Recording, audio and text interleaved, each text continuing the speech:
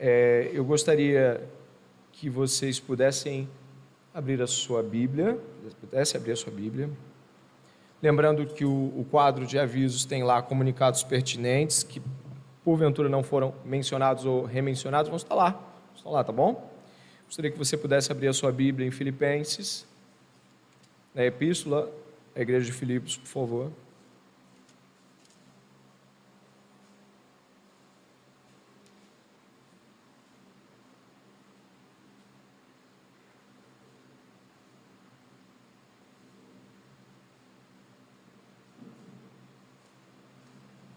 Vamos no capítulo 3, verso 12. Todos vão poder estar lendo em voz alta, juntos, como costumamos fazer, com versículos curtos. Hein? Filipenses, capítulo 3, verso de número 12. Toda a igreja, por favor. Não que eu já tenha recebido isso ou já tenha obtido a perfeição, mas prossigo para conquistar aquilo para o que também fui conquistado por Cristo Jesus.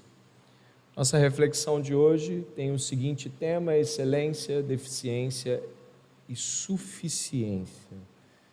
Eu gostaria que você pudesse orar. A reflexão pastoral é um momento de discipulado do pastor com a igreja.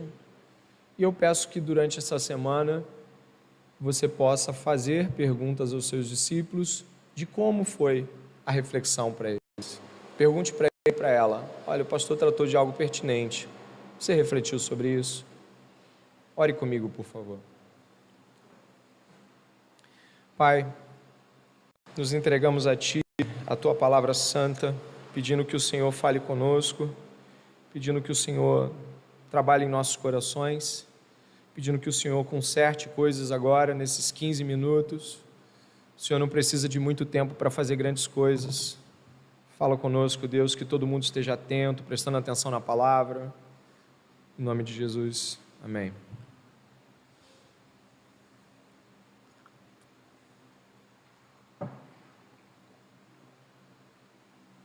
Todos nós passamos por desafios. Desafios na mente, às vezes. Nós pensamos coisas acerca de nós mesmos. No coração, pensamos e sentimos junto.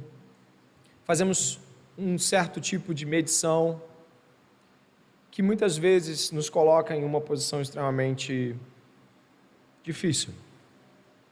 Esta semana eu estava refletindo sobre um livro que eu ganhei de presente, do Vadislau e da Elizabeth Gomes, e essa reflexão é fruto da leitura desse livro. E certamente quando você e eu pensamos sobre quem somos e quem gostaríamos de ser, nós encontramos diferenças. Eu encontro um André ideal e um André real. E muitas vezes é difícil de lidar com aquilo que eu encontro. Quando nós estamos usando o termo excelência, eu até coloquei uma menção de significado aqui, tá bom? Excelência significa um grau máximo de bondade, qualidade ou perfeição, e tem os sentidos de primazia, superioridade, primor, perfeição. Do início ao fim, a Escritura fala sobre a excelência de Deus, de suas obras e de seus feitos, de sua misericórdia sem fim. O termo excelência, então, nos remete a uma proporção do ser, onde algo que é bem feito, bem executado, alcança um nível muito grande. E costumamos dizer, isso está excelente, ou seja, isso alcançou a perfeição. Entenda bem a palavra, na sua proporção, isso está tão bom que eu não consigo ver algo ruim, crítico, negativo, ou crítico construtivo, negativo. Olha, eu não tenho o que dizer senão exultar.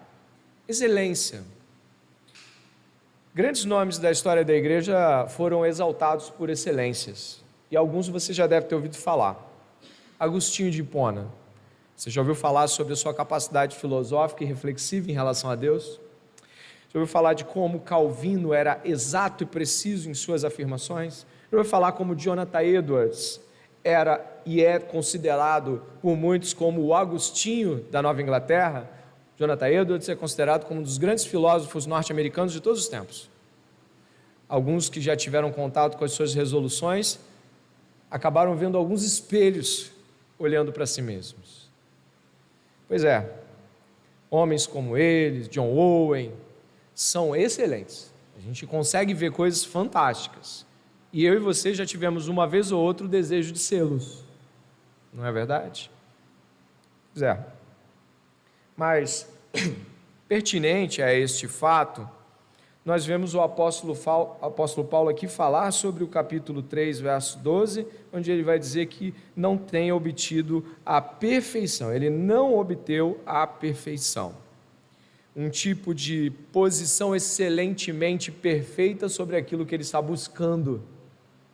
Mas o apóstolo Paulo, como você deve saber, ele era um homem de posição privilegiada, não é verdade?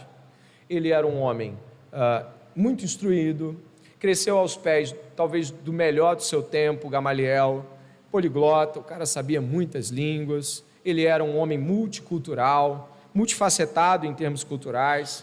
Também me chama muito a atenção, e eu acho que talvez a você, de que o apóstolo Paulo conseguia falar para os escravos, para os livres, para os homens, para as mulheres. O apóstolo Paulo tinha uma abordagem que chamava a atenção por alcançar a todos nós. Quantos homens você já viu na história da igreja que foram tocados profundamente por um verso de uma das epístolas? Muitos. Eu, talvez, junto com você, também já tenha sido alcançado pelo apóstolo Paulo e pela sua, preste atenção, excelência como escritor bíblico, instrumento usado por Deus. Mas, quando nós estamos falando sobre isso, podemos acabar nos confundindo. Porque é comum e é natural de que nós sejamos ordenados por algumas pessoas, e talvez por nós mesmos, a buscar a excelência, como algo com o qual nós devemos sim fazer tudo de tal forma que fique excelente. Às vezes isso acaba se confundindo, e às vezes ao invés de fazer algo excelente, você quer ser excelente. Excelente de um modo que parece que você brilha com as luzes do seu palco particular. Existe um contraste que você vai encontrar entre a ideia de ser excelente e perfeito com Filipenses capítulo 1. Se você puder voltar uma página na sua Bíblia, o apóstolo Paulo vai nos dizer no capítulo 1, no verso de número 9, uma oração. Acredito que você já conheça essa oração. Esta oração do apóstolo Paulo, ela diz respeito à excelência. Mas de que modo? Verso 9. E também faço esta oração: que o amor de vocês aumente mais e mais em conhecimento e toda a percepção, para que vocês aprovem as coisas excelentes e sejam sinceros e inculpáveis para o dia de Cristo, cheios de fruto de justiça, que vem por meio de Jesus Cristo, para a glória e louvor de quem? Um conhecimento profundo sobre Deus em Cristo me leva a aprovar, ou seja, a chancelar, a dizer, isso é excelente, que me leva a produzir obras de justiça que louvam a quem? A Deus. Existe aqui uma busca por excelência, mas não eu excelente, mas o que é excelente e deve ser aprovado para a compreensão ser afetada de tal forma que frutos profundos, justos, sejam para louvor da glória de Deus. José era excelente, mas a marca e o modelo de José me faz lembrar, e Deus era com José. A cada etapa da vida, não é? E Deus era com José. Quando nós lembramos dos personagens bíblicos, eles fazem questão de ressaltar Deus na causa, e não sua própria excelência. Por isso, quando nós estamos falando aqui sobre excelência, nós temos de entender que existe uma busca por excelência. Existe. E esta busca é por conhecer o que é excelente, ser afetado por a excelência do amor de Deus em Cristo Jesus. Isso reflete em nossas obras e gera louvor para Deus. Aí é fácil ser elogiado, quando a busca não era eu ser excelente, mas que a excelência de Deus fosse vista em mim. Então, sobre excelência, eu gostaria de pontuar isso nessa reflexão. Existe tal busca por excelência, e ela não é sobre o meu louvor, mas sobre o louvor a Deus. Tá, mas e daí, pastor? O que o senhor está falando? Mas aí a gente vai encontrar uma outra situação. A gente vai buscar, às vezes, não a excelência de ter encontrado Deus como todo precioso e grande e exaltado, mas a gente vai buscar a nossa excelência. E quando a gente vai buscar a nossa excelência, sabe o que a gente encontra? A nossa deficiência. A busca pessoal por excelência intrínseca vai te levar ao escândalo de descobrir a inaptidão, a deficiência, a incapacidade, a limitação. É só marcar Filipenses e voltar até 2 Coríntios. Olha, capítulo 4. Por favor.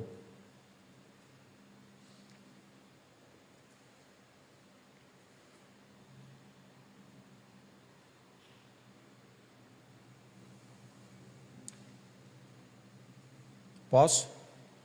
Olha o que diz o capítulo 4 no verso 5, eu puxei um pouquinho antes de onde eu botei ali, ó. Verso 5, olha a sua Bíblia, capítulo 4 da segunda epístola, olha o capítulo 4 da segunda epístola, porque não pregamos, se você achou pode ler, a nós mesmos, mas a Jesus Cristo como Senhor e nós mesmos como servos de vocês, por causa de Jesus, porque Deus que disse, das trevas resplandeça a luz, Ele mesmo resplandeceu em nosso coração para a iluminação do conhecimento da glória de Deus na face de Cristo. E você lê em voz alta o verso 7.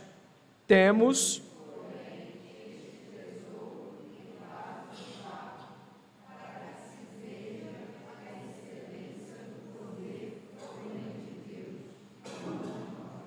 O barro tem que ficar evidente para que a excelência se torne gloriosa.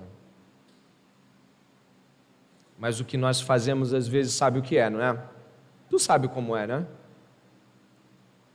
Fazemos muito isso em postagens, nossas excelências, nossa beleza física. A minha, pelo menos, eu vou buscar, infelizmente, em outras coisas para expor a minha excelência. Mas alguns são pessoas bonitas. E vão fazer o quê? Você sabe, né? Exibir suas excelências. Outros vão buscar fazer isso com o trabalho que tem. Outros vão... Preste atenção, estou jogando verde que eu não preciso disso. Eu não preciso fazer isso. Eu sento com as minhas ovelhas e converso com elas. Eu estou falando de coisas que todos nós conhecemos. No sentido de que eu estou falando de coisas que eu e você podemos já ter feito ou vamos fazer. O lugar onde trabalha, às vezes é um lugar bonito, uma repartição que você fala assim, cara, as pessoas têm que ver que eu trabalho num lugar excelente.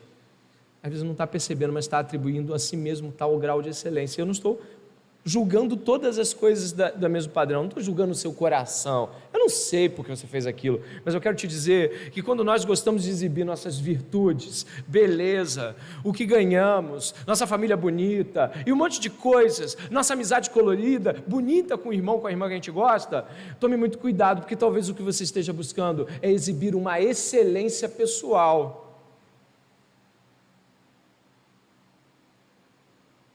E nós temos dificuldades, às vezes, de discernir se estamos fazendo isso por um motivo legítimo de alegria, verdade seja dita, ou por, espero que vejam. E quando o apóstolo Paulo ressalta o barro, ele não está ressaltando o barro, porque o barro é excelente, mas que há um contraste muito grande entre o barro e o poder de Deus que habita neste vaso de barro. Quando formos na direção de olharmos para dentro de nós, se enfria aí diretamente, duvido que você vai postar o que você encontrou. Não vai. Duvido que você vai declamar poemas, aquilo que você e eu vemos quando sabemos que olhamos profundamente. A gente não vai. Por isso, a contraposição da excelência, e aí eu não diria contraposição, vou usar uma palavra mais apropriada. O contraste apropriado é de que a tua deficiência seja patente aos olhos dos outros, para que a excelência seja ressaltada e venha de Deus. Se você gosta de fazer com que as pessoas saibam, vejam, elogiem ou se relacionem com aquilo que você produz, mostra porque você se acha excelente ou porque é bom demais para ninguém ver uma coisa tão bonita que eu fiz, tome muito cuidado, pode não ser o barro que é barro, talvez Deus seja o barro para você.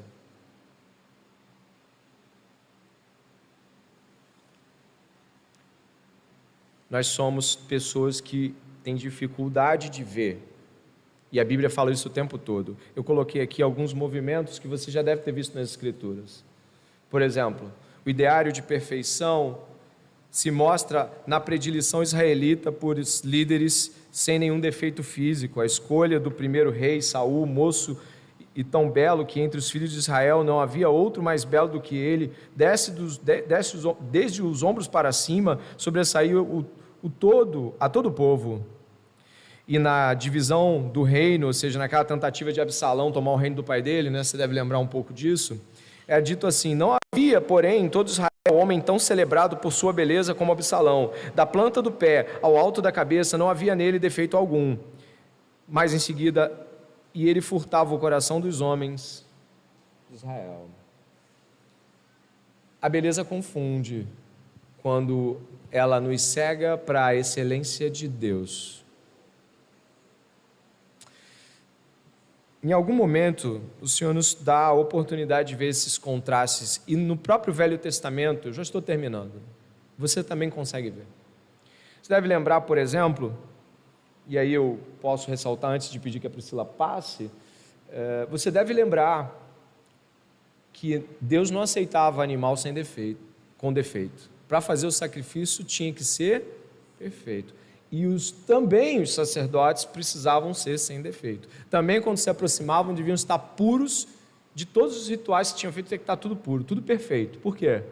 Porque Deus não aceita sacrifício e nem adorações que não sejam perfeitas. E aquilo era uma sombra do Cristo. Nenhum deles poderia oferecer um animal que suplantasse os seus pecados, e nem poderia ser perfeito de si mesmo, mas aquilo era Deus mostrando, né?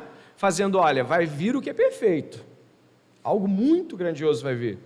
E aí eu peço que você se lembre de que essa realidade perdão, eu faltei com vocês aqui é uma reflexão de Salomão muito pertinente. Ele escreve em Cantares e depois em Provérbios. Olha o que ele diz, na juventude Salomão elogiava a amada: tu és toda formosa, querida minha, em ti não há defeito.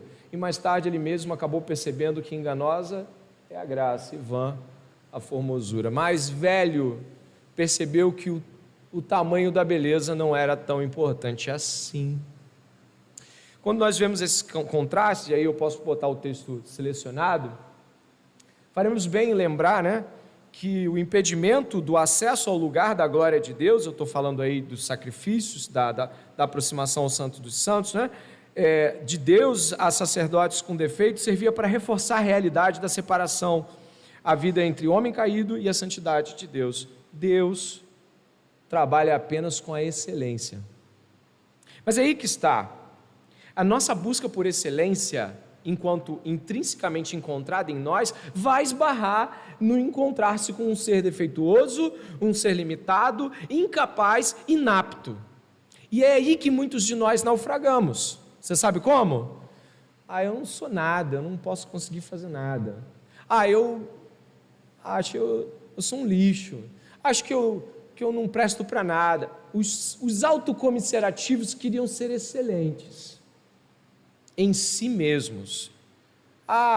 Sou pesado de língua. Eu não sei falar.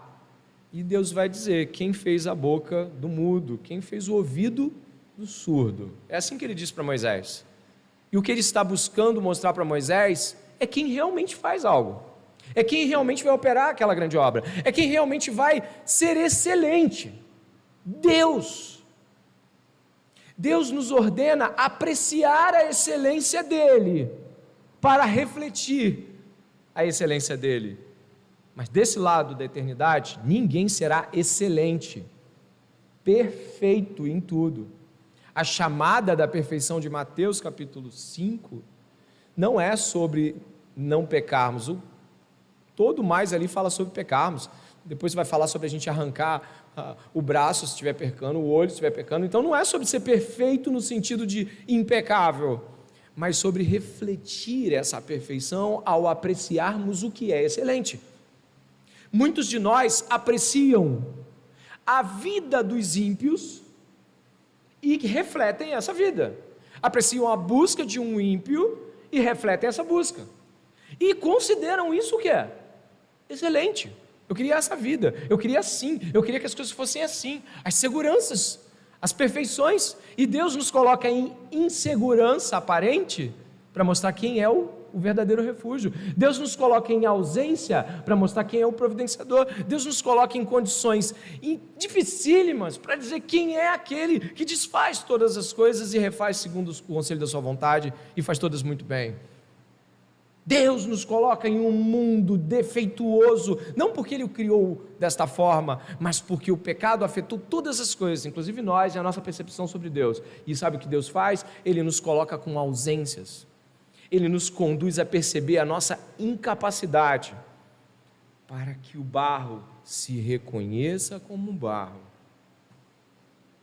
E hoje aqui, caminhando aqui para o final, eu e você somos chamados a compreender a nossa deficiência, para então buscar a sua excelência e viver na sua suficiência.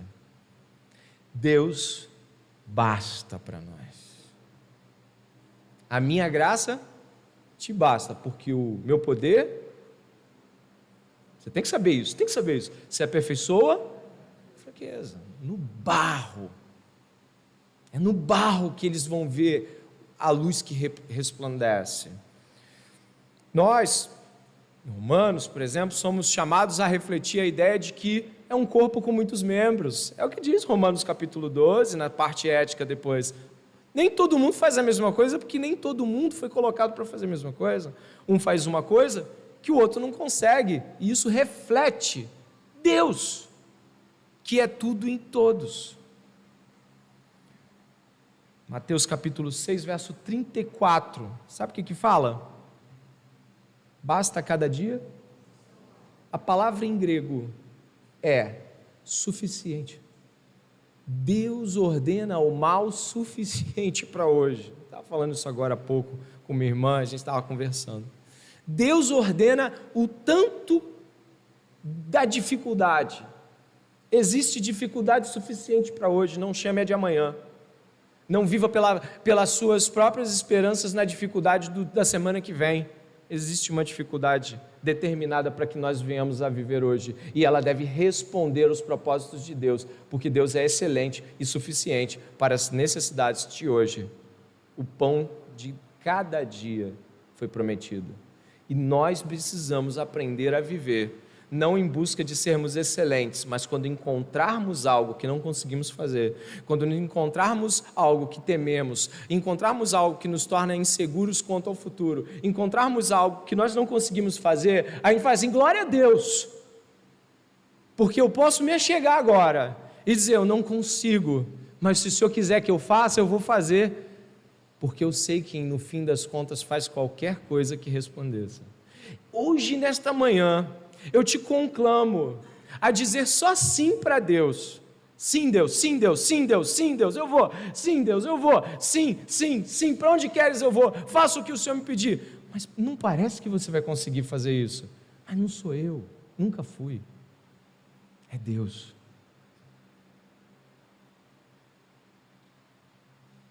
E ao refletir sobre isso,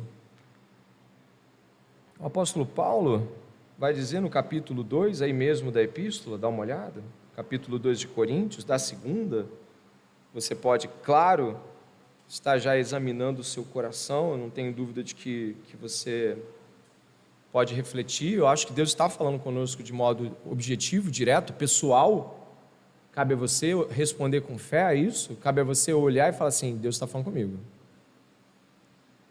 Deus está tirando pessoas que fogem dele, que se escondem daquilo que ele chamou para fazer, e mais, que não querem admitir que ele faça o que ele quer fazer. Isso também é uma face nossa. A gente acha que Deus vai fazer o que a gente acha que consegue fazer, quando Deus vai fazer o que Deus quiser fazer. E diz assim o capítulo 2 da Epístola aos Coríntios, segunda epístola, diz assim, graças, verso 14, observe por favor, deixe essa palavra entrar no seu coração, meu irmão. Graças, porém, a Deus que em Cristo sempre nos conduz em quê, irmãos? Fala alto, em triunfo. E por meio de nós manifesta a fragrância do seu conhecimento em todos os lugares, porque nós somos para com Deus o bom perfume de Cristo, tanto entre os que estão sendo salvos como os que estão se perdendo. Para com este cheiro de morte para a morte, para com aqueles aroma de vida para a vida. A gente pode terminar junto, verso 16. Quem é você? É você? É você? Sou eu? Quem é capaz de ser este homem e esta mulher de Deus aqui? Porque se você achar que é você, cuidado. Mas se eu entendo que eu estou como barro nas mãos do oleiro, e que Deus nos chamou para o triunfo, Ele não está dizendo às vezes, se você olhar o texto, é sempre. Diga assim para Deus, meu irmão. Diga assim para Deus. Elizabeth Gomes, esposa do Vadislau, traz uma reflexão sobre isso, que termina a nossa reflexão. Dá uma olhada. Todo dia me deparo com o quanto sou pecadora carente e não tenho ilusões de perfeição. Isso seria querer ser Deus. Mas estou aprendendo que ao entregar tudo ao Senhor, Ele me prepara para viver tudo em nome do Senhor. E tudo o que fizerdes, seja em palavra, seja em ação, fazer em nome do Senhor Jesus, dando por Ele graças a Deus Pai. E tenho uma ambição de excelência. Porém, uma coisa eu faço. Esqueço aquilo que fica para trás e avanço para aquilo que está na minha frente. Corro direto para a linha de chegada, a fim de conseguir o prêmio da vitória. Esse prêmio é a nova vida para a qual Deus me chamou, por meio de Cristo Jesus. Não tente ser Deus, você não vai conseguir. Fomos chamados para ser barro, dizer sempre sim para Deus e confiar que se Ele começou, vai terminar, se Ele chamou, vai cumprir. E se estamos aqui hoje pela graça dEle, tenha certeza absoluta, vamos permanecer somente por ela. Eu te convido a orar neste momento por 2 motivos. O primeiro é para que você retroceda no seu coração da tentativa de dizer que a vida é excelente porque você conseguiu o que queria. Retroceda dessa posição e fale, Senhor, eu quero a tua suficiência, um dia de cada vez. Esse é um primeiro pedido. E o segundo pedido é que você diga sim para Deus, não importa o que Ele te peça, não importa o que Ele te diga, não importa para onde Ele te leve. Sim, Deus, estou, quero e vou o que o Senhor quiser. Pai, rendemos graças a Ti e Te pedimos nesta manhã que não nos bastemos para nós mesmos, que paremos de admirar a vida autoexaltada dos ímpios a beleza autoexaltada dos ímpios, a grandeza e a segurança que eles parecem ter em suas condições financeiras, empregos, saúde, juventude. Que paremos um minuto sequer, pelo menos um minuto, Deus, para refletir sobre o quanto isso é vão, correr atrás do vento. Que a nossa fraqueza fique exposta, para que a excelência do Senhor seja vista. Se algo dissemos não para Deus, que agora seja sim. Que possamos ir na direção daquilo, Senhor, que deixamos outrora para trás, por autocomiseração, medo, insegurança, seja lá o que for, Deus, que furtou a fé, gerou a dúvida e estabeleceu esse desencontro com a Tua Palavra. Que nesta manhã, homens e mulheres aqui, compreendam a grandeza do que é ter Deus como suficiente. E que não estejamos como aqueles que fogem de Deus, mas que vão ao encontro do Senhor, cientes que dependem dEle. Deus, eu te peço, como pastor deles, que lhes sejam arrancadas coisas que lhes pareçam ser sustentáculos de suficiência própria. Se não houver outro jeito, Deus, de que haja entendimento, eu peço, Deus, que esse ídolo não permaneça. Para que o Senhor, e somente o Senhor, baste para o meu irmão e para a minha irmã. Que o Senhor seja suficiente e que as tuas coisas sejam provadas como excelentes, aprovadas por nós com alegria, experimentadas com exultação. Que o Senhor seja tudo em nós, a esperança da glória. Em nome de Jesus. Amém.